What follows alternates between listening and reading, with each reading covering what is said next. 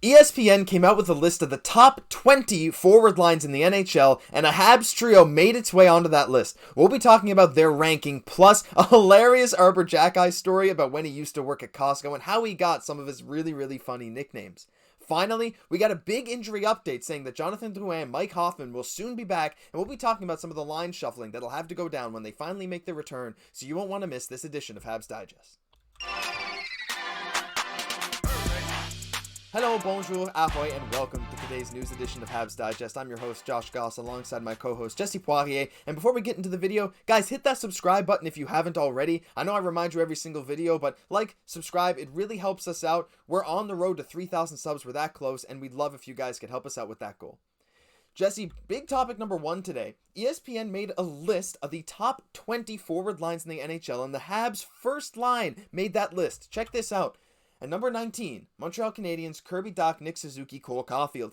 Every shift is an adventure for this young Canadien trio. Through 26 games, they're averaging 5 goals per 60, but they're giving up 4.2 goals per 60. They have a 16.5 shooting percentage, but they're giving up an 833 save percentage while they're all on the ice. Dach says they click well together, but they have to tidy some things up on the defensive end. ESPN says, please don't. This is too much fun. Jesse, that's a kind of a hilarious breakdown with the amazing offense, not so great defense, but I think they could easily be ranked a lot higher than 19 on this list. I'm happy they made the list of top 20, but what are your thoughts on maybe where they land on this list?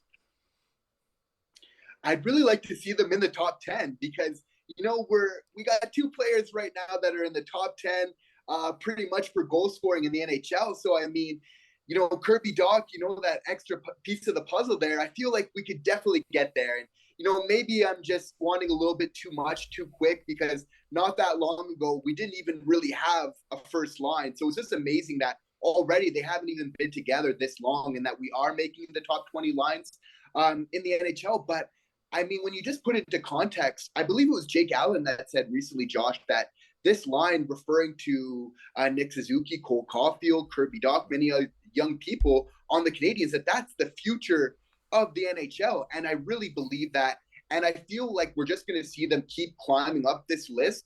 And I wouldn't be surprised to, in the future, see them in the top 5, see them possibly even in the top 3 lines in the whole NHL in the future.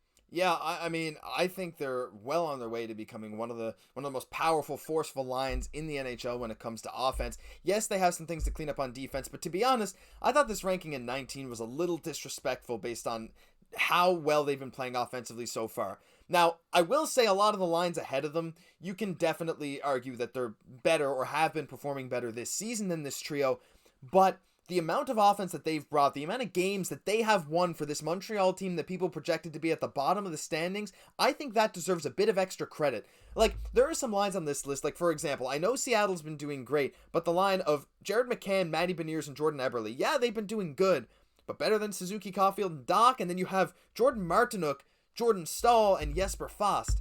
Like, sure, these are fine lines, but, like, I feel like Suzuki, Caufield, and Dach could have been bumped up at least another 2 to 3 spots, maybe crack that top 15. I understand they're not great defensively, but I don't think that's all on them. I think a lot of that has to do with Montreal's inexperienced defense and the poor play of even some of the veterans this year. Jesse, what do you think about that sentiment? Like, I don't think the defense is really all their fault at all, and I don't think it should be held against them. No, as we know that Suzuki, he's a two-way centerman. So probably a lot of those defensive problems, sometimes they just have a little bit of a problem breaking out the defensive zone. I think part of that has to do with just the young decor. Then as well of just, Caufield, his defensive play has definitely been improving. We've definitely, both of us have seen improvements in that during the course of the season. Is it all the way there yet? No.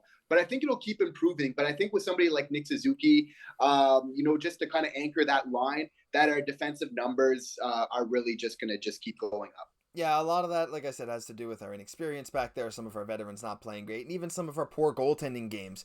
We've had some stinker games where we've given up a lot of goals, and I think that's skewing these stats. I don't think it's necessarily a fair assessment to say they've been extremely poor defensively, so I would have liked to see them higher. I think it's a little disrespectful to have them at 19, but all the same, I'm happy they cracked the top 20. Topic number 2 today, we got the NHL posted this on Instagram today, sort of a get to know you with Arber Xhekaj, and oh man, Jesse, this is really funny. Look at this. Here was Xhekaj when he was talking about why he was laid off from his job at Costco. Quote, she was mad, I assume his manager at the time, that I had hockey and wasn't making Costco more of a priority. I don't think she fully understood what level I was at. And just looking at this in hindsight is just hilarious, right? This guy, yeah, the joke is he was working at Costco, made his way to the NHL, but to think that he got laid off from his job because his manager said he wasn't focusing enough on Costco. I mean, this is just hilarious in hindsight. Like, you gotta think that he took that as some kind of motivation to lose his job at Costco. He's like, well, I guess I better make hockey work, eh? Yeah, absolutely. It's like one does not simply walk into the NHL. What's so amazing about Xhekaj is that while he was working this job, like he was training the whole time. Like you don't just wake up one day and then decide, oh yeah, I'm going to be like an NHL hockey player, suit up for the Montreal Canadiens. No big deal. It's like, no, while he was working at Costco, he must have had like an intense schedule going on, like, I don't know if he's working full-time, part-time, but like doing that and then, keeping up your strength and conditioning and your nutrition and skating and getting out on the ice. Like, it's just so amazing, and I know I've mentioned it before and it kind of gets a little bit corny, but it's just such an example for all of us to really stick to your dreams because like what an amazing story that this is. Like he kept on to it all the way. If ever he would have just given up and slacked a little bit on his training and just decided, yeah, I should play it safe. I should listen to my manager at Costco and focus on my paycheck. Many people during the pandemic were kind of worried about money and everything. No, he said, no, I'm going to focus on my dream. I know that I'm good enough. I believe in myself. Maybe not everybody does, but eventually at some point they will realize what a good hockey player I am. And this is exactly what he's done. Yeah, it's like you said, it's so funny in hindsight. Now I wonder, nutrition. How many $1.50 hot dogs do you think he took from his days in Costco? Right, get that extra protein after a hard practice. But oh man, it's a staple every time I go there, and now I can't help but think of Arber every time I'm inside. But yeah, no, you're right, Jesse. I mean, his perseverance, his ability to balance those things. Honestly, it should have been a positive. His manager's like, holy crap, you're working on an NHL level training routine, and you still have time to work here. That's great. It's a good thing. But no, wasn't enough for them. And yeah, I'm sure there are plenty of stories, maybe kind of similar to him, who don't make it pro, but he did, and we're here to talk about it.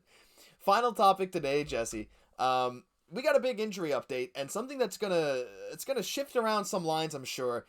Here's a tweet from Eric Engels today saying that Jonathan Drouin and Mike Hoffman have shed the non-contact jerseys and are full participants in today's practice. Now, we have seen Slafkovsky experimented on the second and third line recently, maybe with Dvorak and Gallagher at one point, but now Gallagher's out, so Dvorak and Anderson, but also up with Monahan, who is also now injured. So, like, there's just a lot of mixing and matching with forwards going on. Seeing that Hoffman and Drouin might be back, I do think that Drouin probably starts as maybe a healthy scratch, but with all the centers injured now, like, do you have any idea what these lines are going to look like in the coming games? You got to assume Hoffman's at least going to make his way back into the lineup, right? Yeah, absolutely. And it'll be interesting to see what Drouin and Hoffman did. We should be happy kind of when we're having our players come back, but it seems like we were just before Monahan got injured. We were really starting to get into a flow.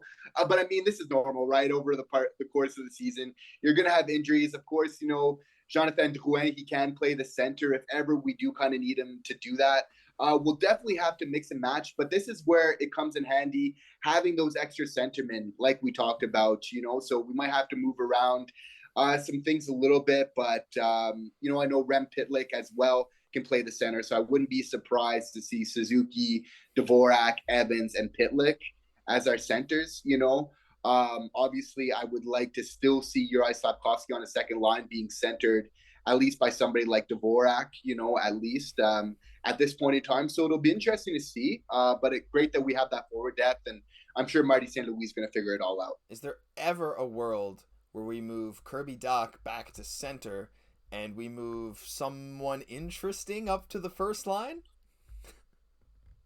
It's a great point. If this first line wasn't firing on all cylinders right now, I would say try it. But I think the plan is in the future to have Dach to come play center again. I don't think it's like the long-term plan. I'm totally cool if he plays for a couple of years, even on the wing. But I think eventually I'd really like to see him go to center if possible, right? If we see him improving on his draws, everything else. If not, I'm totally capable with him being an amazing winger.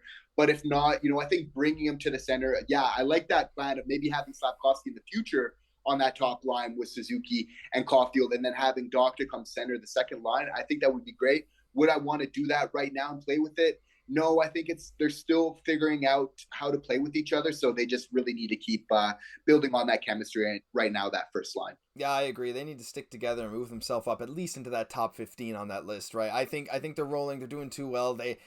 We can't split them up yet. We have, like you said, some capable centers. I mean, Evans and Dvorak will be fine. Maybe Pitlick slides over. Who knows? We have some options at least. I think they'll only put Dach there if it's in a pinch, and it really doesn't seem like Monahan's going to be out for any significant period of time.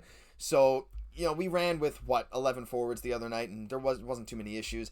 I do wonder though, like with Hoffman and Antoine coming back, do we just see Pitlick and Pezzetta scratched if we have Monahan back there as the center? Is it just a straight 2-for-2 swap with Gallagher out? Who knows? But like you said, I have full faith in Coach Marty, and I'm sure he'll do what's best for everyone on the team and for us fans. But that'll do it for this news edition of Habs Digest. If you enjoyed, leave a like on the video, subscribe to the channel. We're loving your guys' support. The last few videos have done amazing, and we're really grateful to have you guys along with us. I'm your host, Josh Goss, for my co-host, Jesse Poirier. We'll catch you in the next one.